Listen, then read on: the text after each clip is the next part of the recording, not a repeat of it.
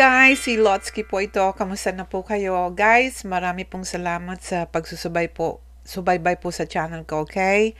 So, magsha-shout out muna po ako, okay? Shout out to Huawei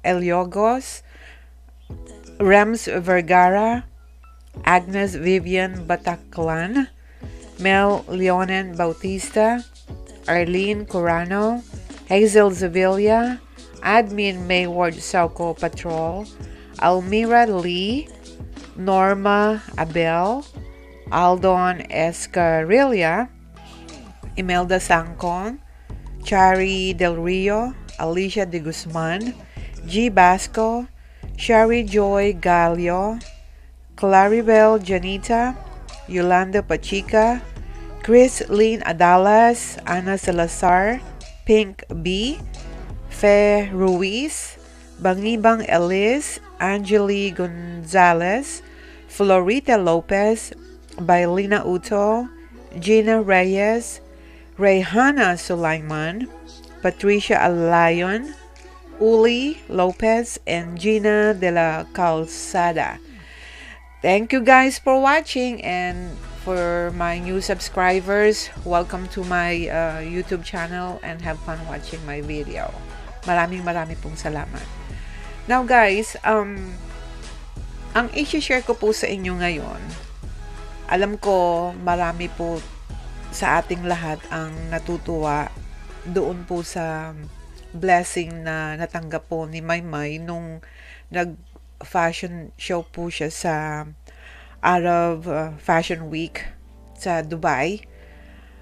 Ang medyo parang hindi lang po ako na I would say yung ibig ko sabihin yung nagse-search po ako sa YouTube, wala po akong nakitang nagpakita ng legitimate letter of invitation or legitimate document na in-invite po si Maymay ng Amato Couture and Yugen Marketing Management. So, what I did po, because of my IG account, kasi follower po ako ni Maymay, nakita ko po na meron po talagang legitimate document na letter of invitation na nanggaling po kay Amato Couture and Yugen Marketing Management.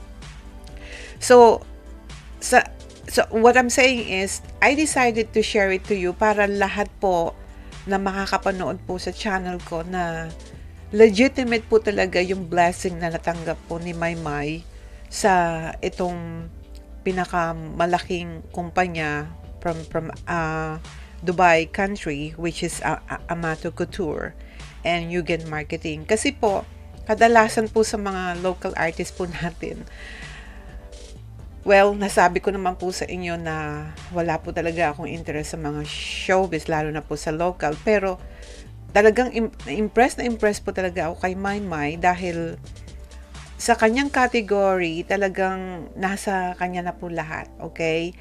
And ngayon nga po, dahil talagang I would say superb po talaga lahat yung mga ginagawa ni Maymay. What I'm saying is, nadja-justify niya po talaga lahat ang mga project na natatanggap niya, yung mga blessing, stuff like that. Including Edward.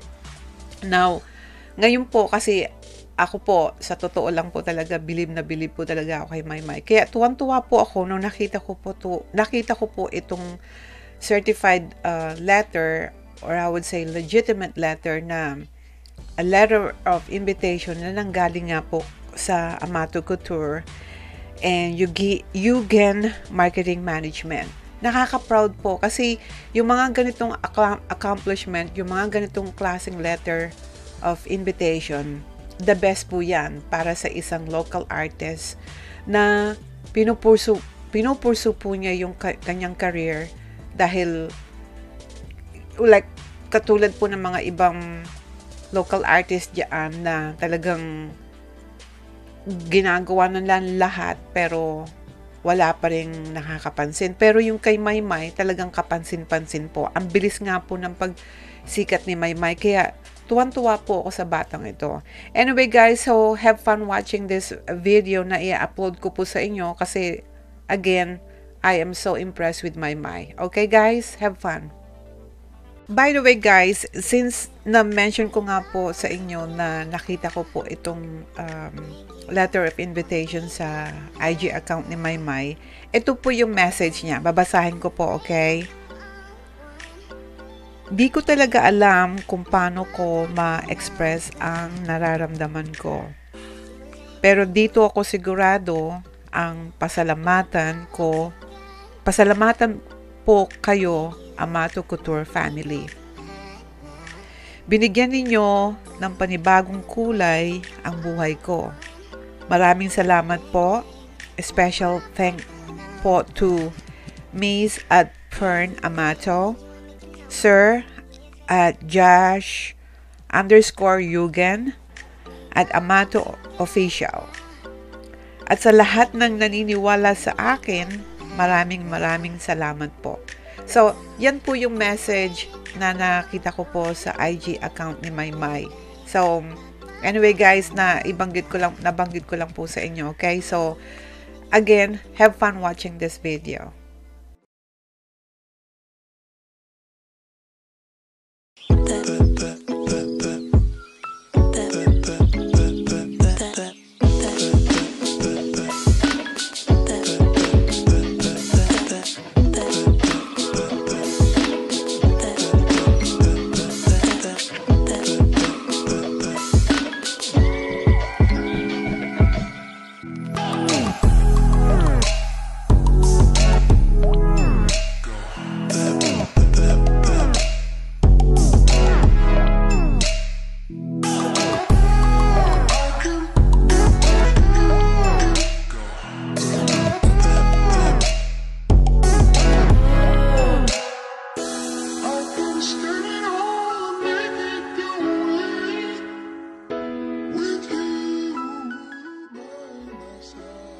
Guys, thanks for watching and please do continue subscribing, okay? And if you want to make a comment, just write down below.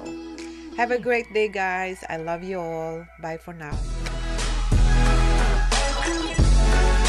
Thank you guys for watching. Please subscribe. Goodbye.